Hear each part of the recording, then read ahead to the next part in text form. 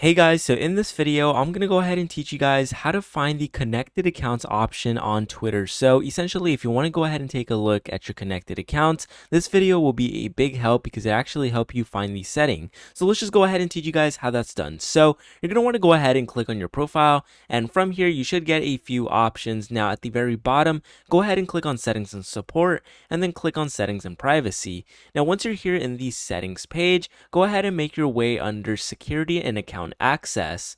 Once you go ahead and click on it, you should be able to get three more options here. Now, you guys can see at the very last option, it is the connected accounts option. Now, if you go ahead and click on it, you should be able to see all of the accounts that you actually have connected to your Twitter account. So you can see here that I actually have no accounts. So it might be a lot different for you. You might actually have accounts that are connected, but that's essentially how you go ahead and take a look at the connected accounts option on Twitter. It is super easy to do, guys. But anyways, if you found this extremely helpful, please leave a like, subscribe, and until next time, I'll see you guys for the next video.